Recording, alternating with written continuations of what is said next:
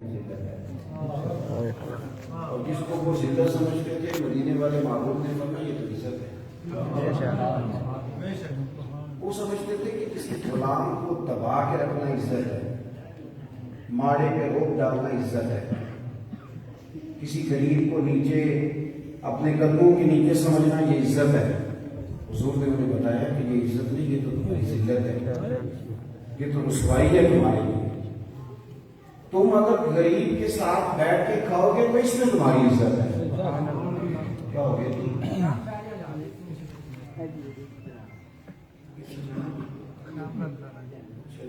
Late ہو گیا, کیوں آئے ہو؟ اچھا تشریف رکھیں گی, خیر عطا فرمائے. میرے بھائی آپ ایک بات پر غور فرمائیں گے, وہ سمجھتے تھے کہ غلام سے پیار کرنے میں شاید رسوائی ہے. حضور نے انہیں بتلایا کہ نہیں, ان کے ساتھ بیٹھو گے تو تمہاری عزت بڑھے گی, تمہارے وقار میں اضافہ ہوگا. تم اگر کسی سے محبت کرو گے تو اس شخص کی نظروں میں تمہاری قدر بڑھ جائے گی. انسانوں سے پیار کرنے سے انسان بڑا ہوتا ہے, چھوٹا نہیں ہوتا. وہ سمجھتے تھے کہ معاف کر دینے میں نا ذلت ہے. اتنا بڑا چلو بھی معاف کر دوں, اتنا مالدار ہوں میں معاف کر دوں, اتنے میرے تعلقات میں معاف کر دوں. سمجھتے تھے معاف تو بزدل کرتے ہیں. نوجوانوں کو میری بات کی سمجھ آ رہی ہے؟ آج بھی یہ مسئلہ ہے. ہمیں بڑا ناز ہے اپنے تعلقات پہ, ہم اینٹ کا جواب پتھر سے دینا پسند کرتے ہیں. یہ اخلاقی رویے نہیں, یہ اخلاقی کمزوریاں ہیں. کمزور ہے اخلاق نثار نہیں کر سمجھتا ہے کہ میں پیچھے ہٹ جاؤں. پیچھے ہٹنا تو کمال ہے, یہ تو کمال ہے. نبی پاک صلی اللہ علیہ وسلم نے فرمایا, مسند امام احمد بن حنبل میں حدیث ہے, حضور فرماتے ہیں کہ حضرت موسیٰ کلیم علیہ السلام نے رب کریم کی بارگاہ میں عرض کیا تھا, مالک تیری نظر میں عزت والا بندہ کون ہے؟ من اعز عبادک یا اللہ, اے اللہ تیری نظر میں اعزاز والا شخص کون ہے؟ سب لوگ عزت والے بنتے ہیں نا. آپ جی پوچھنا کہ کسی کونے سے میرا نام تو پہنچ جاؤ گے, بڑی عزت ہے جی, بڑا کمال ہے جی, بڑے دنیا جانتی ہے جی, یہ سب ہم نے بنائے ہوئے. تو حضور فرماتے ہیں جناب موسیٰ کلیم نے پوچھا کہ اے اللہ تیری بارگاہ میں عزت والا کون ہے؟ تو رب کریم نے فرمایا, میرے کلیم رب کی نظر میں وہ بندہ بڑی عزت والا ہے جس کے پاس بدلہ لینے کی طاقت ہو, پھر بھی معاف کر دیا.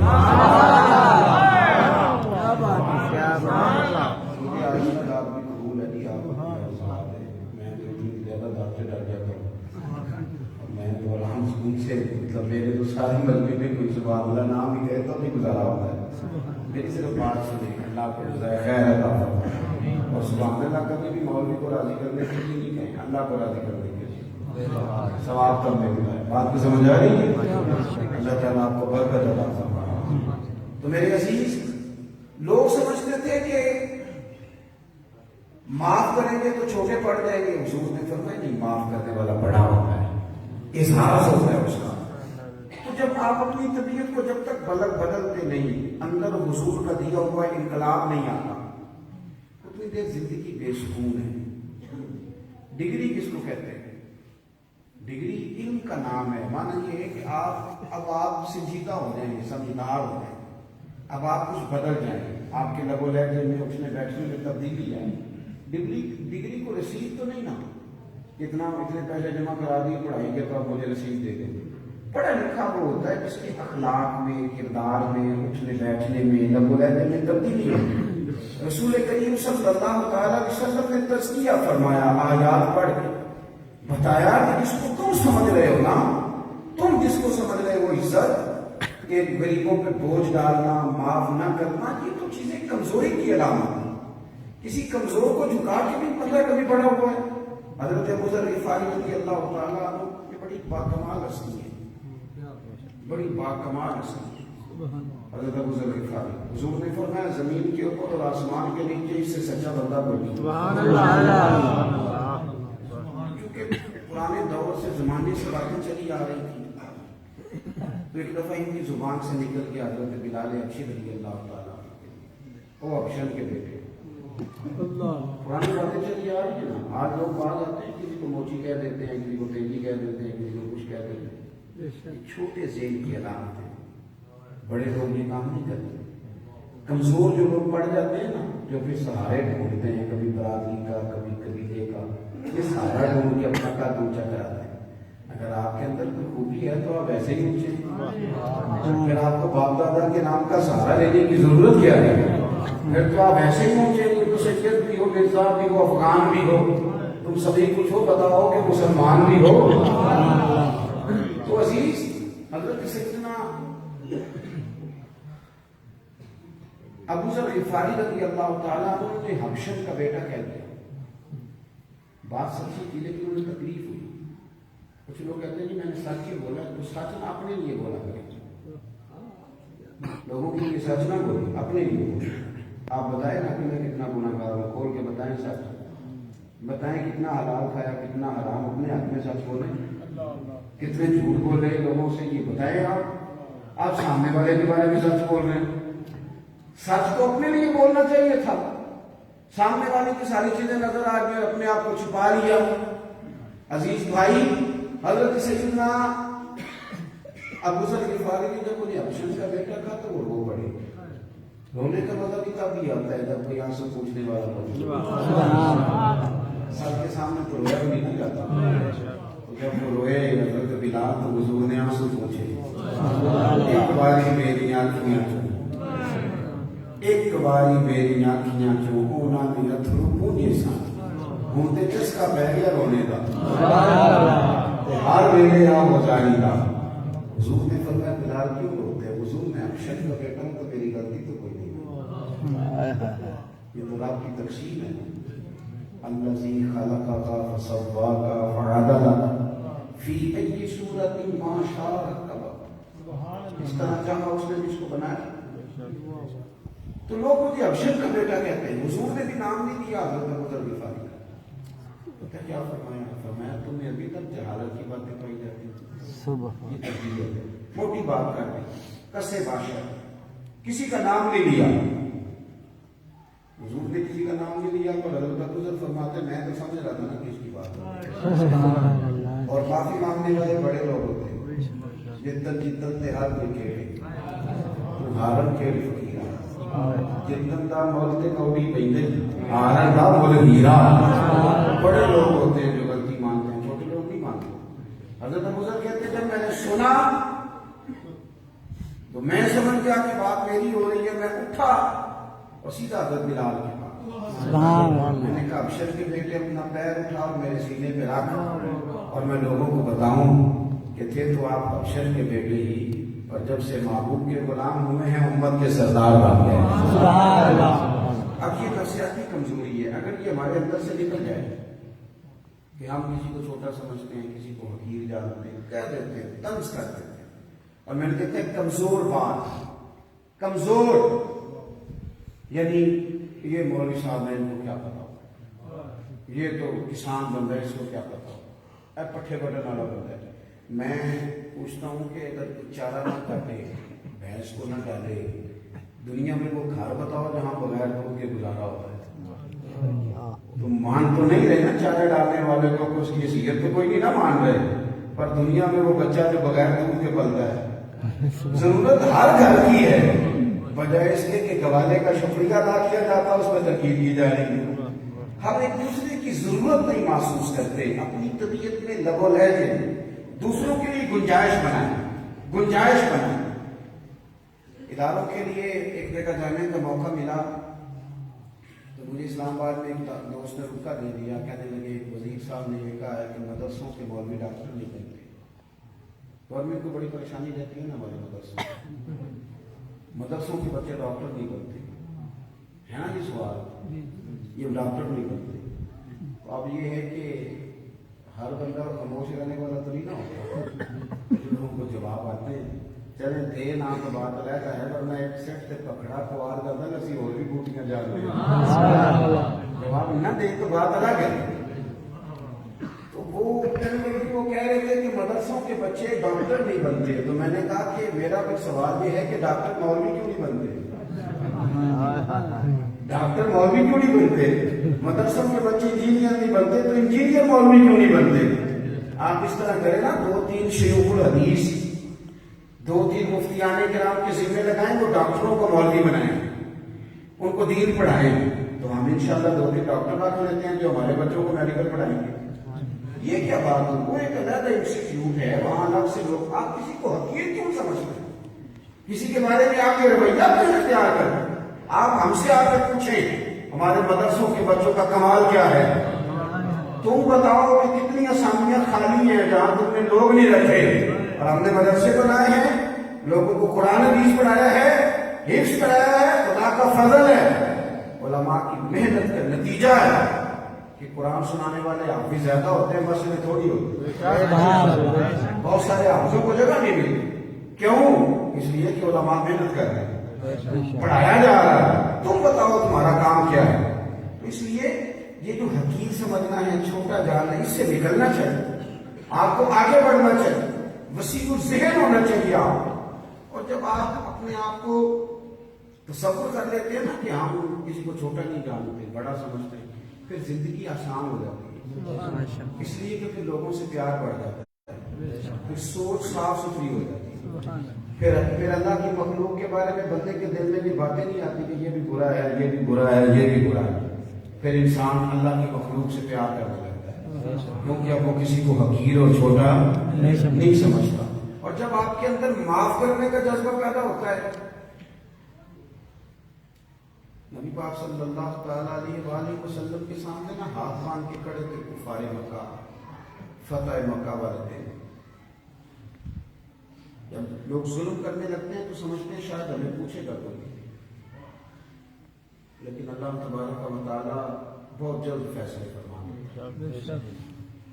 سارے لوگ ہاتھ باندھے کھڑے ہیں، اور شان کیا ہے؟ وَرَأَيْتَ النَّاسَ يَدْخُلُونَ فِي دِينِ اللَّهِ أَفْوَاجًا۔ اب ایک ایک بندہ نہیں آ رہا، اب فوجوں کی فوجیں میرے محبوب کا کلمہ پڑھ رہی ہیں،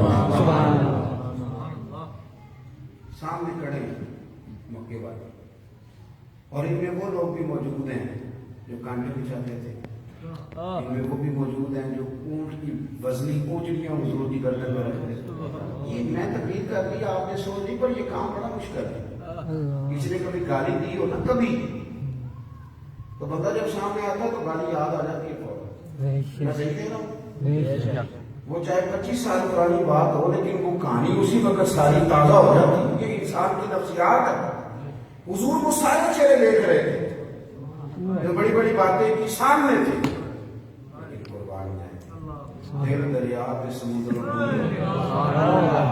حضرت سلطان صاحب نے یہاں کی بات سے تو مثال دے کے نا تو کھلی چھوڑ دی ہے۔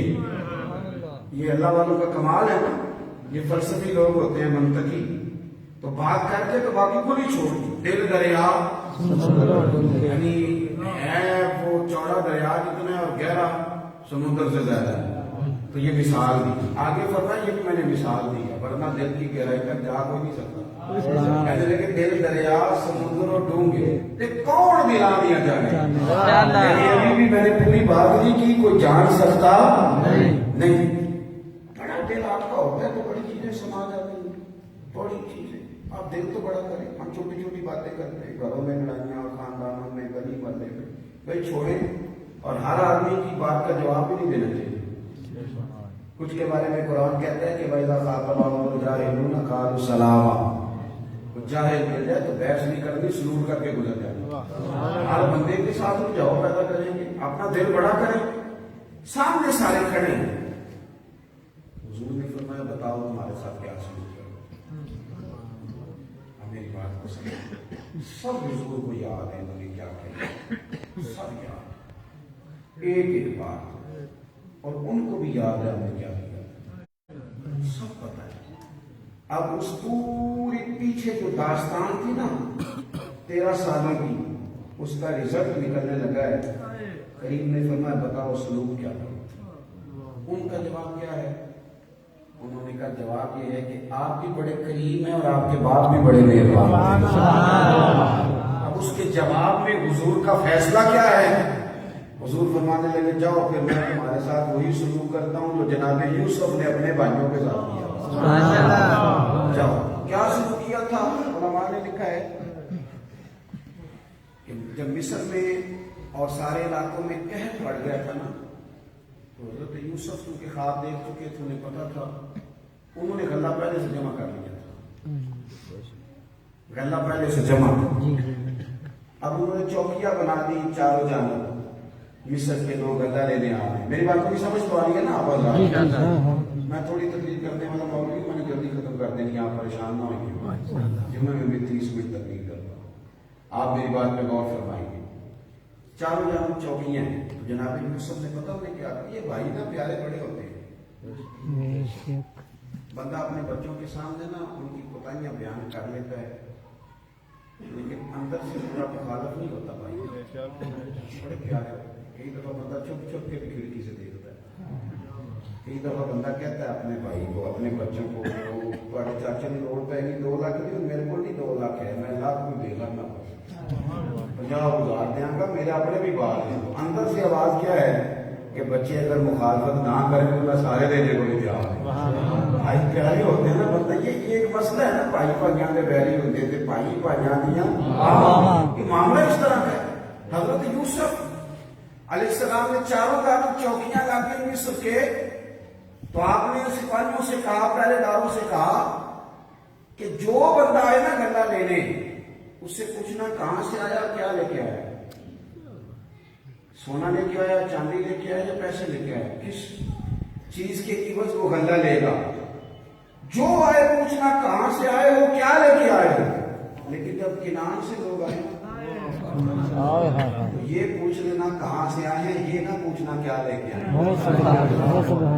یہ نہ کہیں پوچھ لینا، ان کا پردہ رکھا، پردہ۔ علماء کہتے ہیں اسی طرح اللہ قیامت والے دن یا ایھا الذین آمنوا کہہ کے حضور کے غلاموں کا پردہ رکھے گا، پردہ حضور کے غلاموں سے پوچھا جائے گا کون ہو، مدینے والے کے غلام ہو، یہ پوچھا جائے گا، پھر یہ نہیں پوچھا جائے گا کیا لے کے آئے۔ چلیں اوپر بات کا حساب تو دینا ہے، وہ اپنی جگہ پہ شریعت کے اصول تو طے ہیں۔ حضرت یوسف نے یہ سلوک کیا تھا کہ بھائیوں سے پوچھا بھی نہیں تھا کیا لے کے آئے، انہوں نے معاف کر دیا تھا۔ حضور فرمانے لگے او مکے والوں، میں بھی تمہارے ساتھ وہی سلوک کروں گا جو جناب یوسف نے بھائیوں کے ساتھ کیا۔ اپنے ظرف کو، حوصلے کو بڑا کر آپ محسوس کریں گے کہ زندگی بڑی ہو گئی۔ چھوٹی چھوٹی باتوں میں ہم الجھاؤ پیدا کرتے ہیں، بلکہ بندہ ہماری 99 باتیں مانے، بس ایک نہ مانے تو اس کے بھی مخالف ہو جاتے ہیں، اس طرح کمزور ہو جائیں گے، اکیلے رہ جائیں گے۔ ہمیں میلاد والے معبود نے دل بڑا کرنے کا درس دیا۔ حضرت عمر بن عبدالعزیز نا بادشاہ تھے اور درویش بھی تھے۔ جو لوگ کہتے ہیں نا سارا کچھ چھوڑ کے مصلی میں بیٹھوں گا تو فقیری ملے گی، فقیری تو دکان میں مل جاتی ہے۔ ہاں ترمذی شریف کی حدیث ہے، حضور نے فرمایا کہ سچ بول کے تجارت کرے گا اللہ قیامت کے دن اسے نبیوں کے ساتھ جگہ عطا فرمائے گا۔ حضور کا قرب تو دکان میں بھی ملتا ہے، شرط یہ ہے کہ دیانتداری سے سودا بیچا جائے۔ تو حضرت عمر بن عبدالعزیز بادشاہ تھے، لیکن 5 سپارے قرآن پاک کے روز پڑھتے، مختلف جگہ پہ مختلف باتیں، 10,000 بار درود شریف روز پڑھتے تھے۔ کرنا ہو صحیح، اگر 2 گھنٹے موبائل دیکھا جا سکتا ہے تو قرآن شریف بھی پڑھا جا سکتا ہے، کچھ بھی نہیں ہوتا، سارے کام ہو سکتے ہیں، سب ممکن ہے۔ حضرت عمر بن عبدالعزیز بادشاہ رات کے وقت باہر نکلے تو سپاہی بھی ساتھ تھے، تو سڑک پہ ایک بابا کی سوئے ہوئے تھے، آپ نے لکڑی کے جوتے پہنے ہوئے تھے، کھڑا ان کو کہتے ہیں، لکڑی کے جوتے پہن کے جا رہے تھے تو بابا جی کے پیر پہ پیر آ گیا۔ تو انسان کی اچانک کسی کے ساتھ اس طرح ٹکر ہو جائے تو ایک لفظ بولا جاتا ہے کہ آپ اندھے تو نہیں، انا ہوئے ہیں، یہ کہتے ہیں، تو پیر پہ پیر آیا نا جب حضرت عمر بن عبدالعزیز کا، تو بابا جی کو سوئے ہوئے تھے اندھیرے میں، تو بابا جی فوراً بولے کیا آپ اندھے ہیں؟ آپ نے مسکرا کے فرمایا نہیں ہوتے، میں ساتھ سپاہی تھے نا، یہ کیتلی چائے سے ہمیشہ زیادہ گرم ہوتی ہے، جو سپاہی تھے نا انہوں نے تلواریں نکال دی، فرمایا کیا ہوا؟ کہنے لگے اس گستاخ کی گردن اڑائی۔ آپ نے فرمایا کیوں؟ کہنے لگے اس نے آپ کو اندھا کہا۔ آپ فرمانے لگے اس نے تو نہیں کہا۔ جناب کہا ہے؟ فرمایا نہیں کہا۔ فرمانے لگے بابا بات تم سے کر رہا تھا کہ مجھ سے کر رہا تھا؟ آپ سے کرتا تھا. فرمانے لگے نادانوں, انہوں نے تجھے ایک سوال پوچھا ہے کہ آپ بندے تو نہیں؟ تو میں نے جواب دے دیا نہیں مجھے نظر آتا ہے. اس میں جھگڑے والی کون سی بات ہے؟ ایک موٹی سی بات ہے. انہوں نے پوچھا ہے کہ آپ بندے تو نہیں؟ تو میں نے کہہ دیا نہیں مجھے نظر آتا ہے. اور بھائی کچھ تو مجبوریاں رہی ہوں گی, یوں ہی کوئی بے وفا نہیں ہوتا.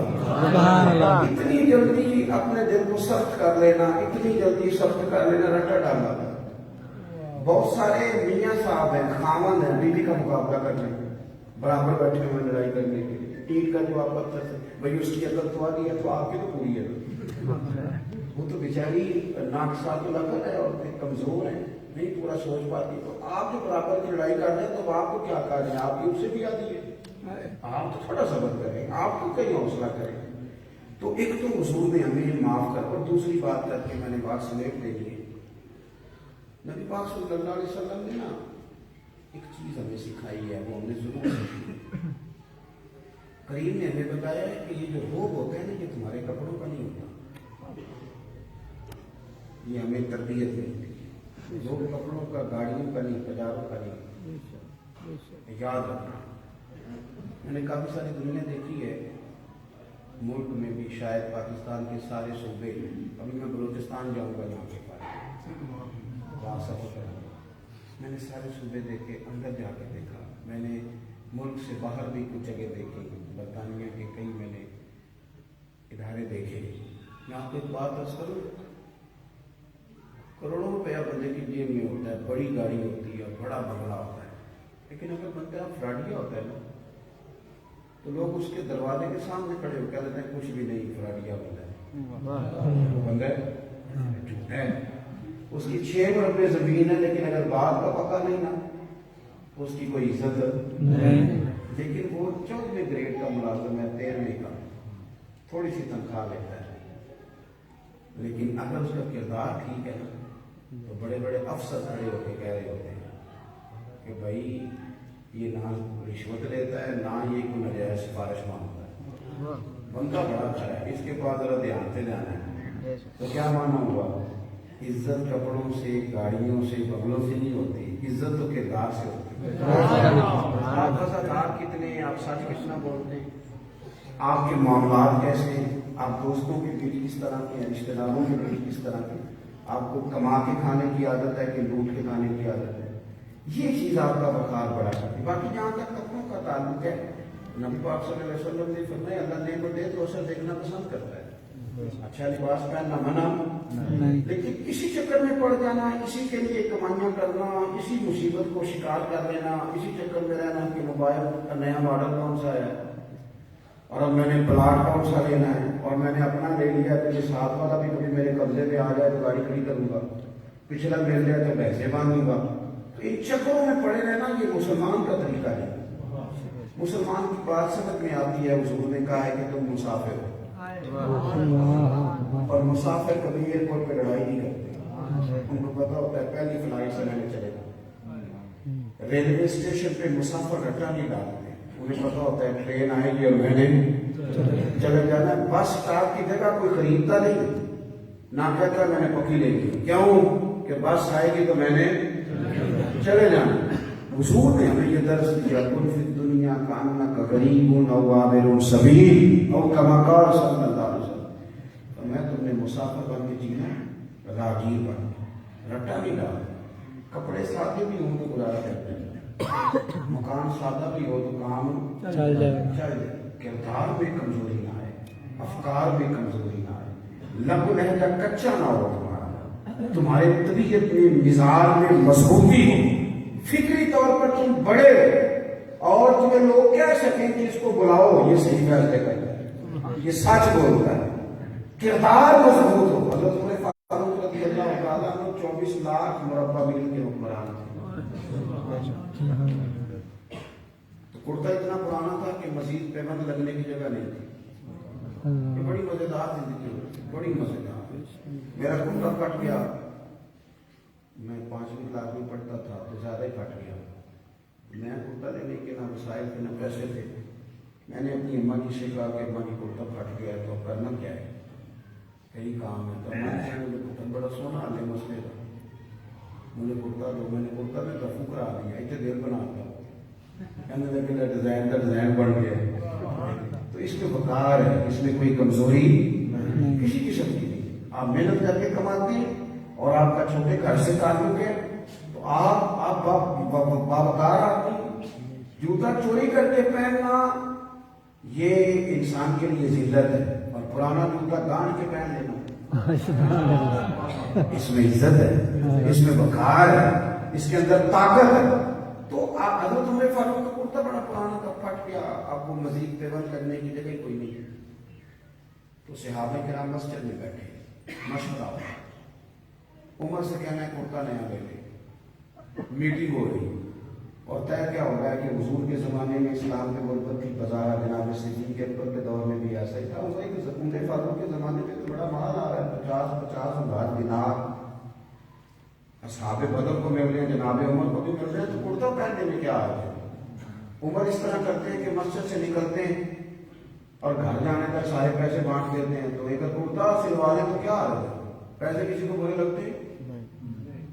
یہ تو بڑی عجیب چیز ہے, جتنے مرضی آتے ہیں ان کے لگنے کی جگہ بھی بنتی جاتی ہے, تو یہ برے لگتے ہیں کرتا. لیکن ایک بات یاد رکھیں, سادی زندگی آسان ہوتی ہے. ڈیرے تو سیدھا مسیحے ہے اور پریشانی کوئی نہیں, کوئی ویکھے ہوتے ہوتے پاویں لیکن جہاں 4 سال والا تے لو آیا اس کو بڑی ٹینشن ہے کہ اتنے پیسے لگا دیے مجھے دے ہی کوئی نہیں رہا. یہ سادی زندگی آسان ہوگی. آپ بات کو سمجھیں گے. حضرت عمر میٹنگ ہوئی کہ جناب عمر سے کہنا کرتا بدل. دیکھو یار, اب سب لوگوں نے طے کر لیا, کہنا چاہیے کہ بالکل کہنا چاہیے. ایک سے آپ ہی بولے, کہنے لگے یہ تو بتاؤ عمر سے بات کس نے کرنی.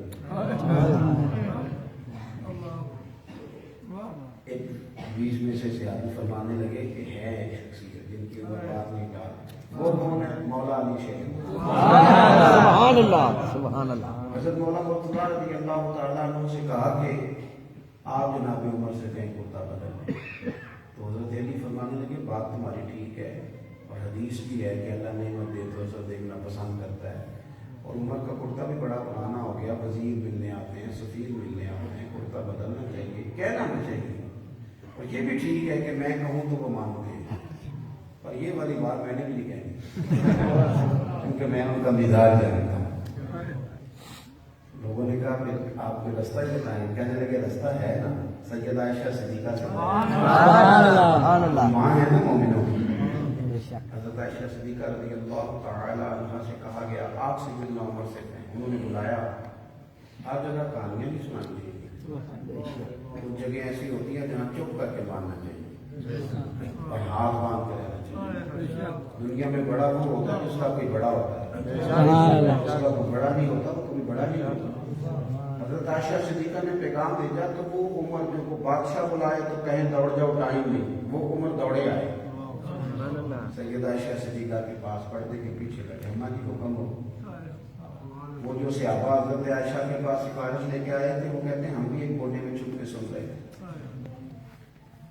فرمانے لگی عمر اللہ نے وسعت کر دی ہے اور آپ نے بڑی خدمت کی تھی, کرتا بدلنے میں حرج کوئی نہیں. صحابہ کا خیال ہے کہ نیا کرتا خرید لیں اور نئے کپڑے پہن کریں. تو تمہیں کہنے لگی اماں جی آپ جیسے حکم کریں گی میں ویسے ہی کروں گا. سبحان اللہ, سبحان اللہ. کوئی لے تو لا جیسے آپ فرمائیں.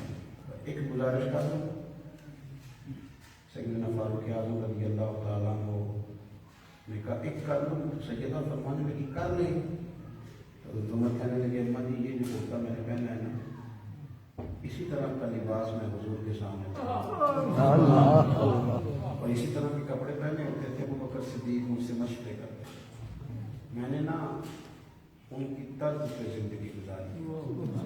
دل کرتا ہے پانی پر وہ سہیلیاں کے رنگا رنگ پڑے, اسی پڑیا اس کا جانیے جس دل کرتا ہے کہ اگر لپ جائے اسی طرح چاہتا ہوں اسی طرح جی جاؤں. جو بات میں حکم کریں گے تو بدل گئے, لیکن اسی طرح گزارا کیا. حضرت عمر نے بات کی تو سیدہ عائشہ رو پڑے اور دیر تک ہچکیاں بن گئی. حضرت عمر بھی روئے. فرمانے لگے بات صحابہ کی بھی ٹھیک ہے, اور عمر جہاں تم کھڑے ہونا بالکل ٹھیک ہے. آپ بالکل ٹھیک ہے, آپ جائیں اپنی طبیعت کے मुताबिक अपना वक्त बिताएं। भाई अपने किरदार पर मेहनत करने की बजाय अगर इस बहस पे मेहनत की जाए कि मैंने एक आदमी मेरी खिदमत करो, इज्जत करो, इसका फायदा नहीं। किरदार सूर्य से ज्यादा रोशन चीज का नाम, और हमारी आने वाली नस्ल बातों में जीना चाहती है, गुफ्तगू में जिंदा रहना चाहती है। कहानियाँ बहुत सुनाते हैं बच्चे, आप कमजोर पड़ जाएंगे मेरे दोस्तों। अमल करना सीखिए। कोई और ड्यूटी आपसे नहीं ना हो सकती, तो मस्जिद में झाड़ू देना सीख लें। जो खातून मस्जिद में झाड़ू देती थी ना, अल्लाह के महबूब ने कब्र पे खड़े होकर दोबारा जनाजा पढ़ा। बजाय इसलिए कि मस्जिद की सियासत में, मोहल्ले की सियासत में इन्वॉल्व हो जाए, कुछ करें। और खिदमत करने के लिए पैसों की जरूरत नहीं होती। कोई भी फलाई काम करना, मस्जिद की खिदमत करना, मदरसे की, कोई दीन की ड्यूटी, उसके लिए पैसों की नहीं, उसके लिए इरादों की जरूरत होती है। इरादों, आप अपनी जिंदगी में दो चीजों का जरूर ख्याल करें। एक तो अपना दिल बड़ा रखें, हौसला बड़ा रखें, और माफ करना सीख लें। आप माफ करते जाएं, दुनिया से आपका ताल्लुक ठीक होता जाए। और दूसरी बड़ी बात ये कि किरदार में पुख्तगी पैदा करें। किरदार में हमारे हाजी सादत साहब रहमतुल्लाह ने फरमाया करते थे कि दलाइल बेशक गर्म होनी चाहिए पर अंदाज नरम होना चाहिए। वो कहते थे कि आवाज ऊंची करने से बेहतर है कि तुम्हारे दलाइल मजबूत हो। आपका अगर आपकी बात मजबूत है तो उसमें फिर आपको शो करने की जरूरत नहीं पड़ती, मामला तो ठीक हो जाता है। अपने ऊपर थोड़ी सी भी तब्दीली लाएं, फिर आप देखेंगे कि तबीयत का तज़किया हो गया। फिर ये जो हम कहते हैं ना, पता नहीं किस वजह से बेसुकून, वो चीज़ हमारे हाथ आ जाए। वो अंदर जो मसला है ना, बान फकीरों किसे नहीं मारे, ए वो जो अंदर था, ये अंदर से निकल जाए, आसानी हो जाए। दुआ करता हूँ जो मैंने कहा है अल्लाह उसे कबूल फरमाएगा। गुफ्तगू के दौरान जहाँ जहाँ किसी वजह से भूल गए, अल्लाह हमसे दरगुजर फरमाएगा। मुझे सफ़र करना बड़ा लंबा, इसी पे मैं इत्तेफा करूँगा। अल्लाह तबारक व तआला आपको और मुझे दीन के साथ हमेशा मुखलिस रखे। सलाम अलैकुम।